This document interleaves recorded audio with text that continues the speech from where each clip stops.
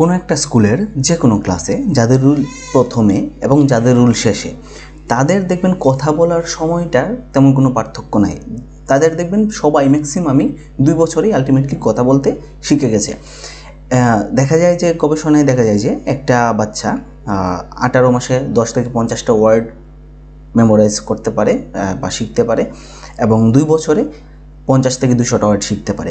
So যাদের rule প্রথমে এবং শেষে, তাদের দেখবেন ওই 2 বছরে এই ওয়ার্ডের সংখ্যার তেমন কোনো পার্থক্য নাই। কিন্তু প্রশ্ন হলো, তারা ভালো স্টুডেন্ট হলো কীভাবে এবং দুর্বল স্টুডেন্ট হলো কীভাবে? যখন সে ক্লাস 5-এ উঠলো বা এসএসসি দিল, ইন্টারমিডিয়েট দিল, দেখবেন কারোর রেজাল্ট খুব ভালো, কারোর রেজাল্ট খুব খারাপ।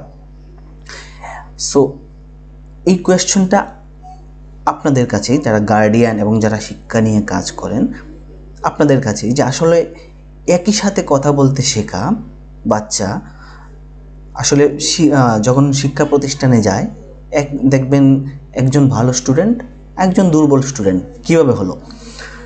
এবং যখন বাচ্চারা কথা বলতে শিখে, আলটিমেটলি গার্ডিয়ানরা তো আর মুখে আসলে গিয়ে জিহ্বা নাড়িয়ে চাড়িয়ে দেয় না, সেই আসলে শুনে শুনে সেই শিখে। সো তার নিজস্ব ক্রেডিট সেটা। সো তখন যদি সে পারে, শিক্ষা প্রতিষ্ঠানে যাওয়ার পরে আসলে সে দুর্বল পড়াশোনায় একজন ভালো আর একজন দুর্বল কীভাবে হয়, এই কোয়েশ্চনটা আপনাদের কাছেই। Thank you.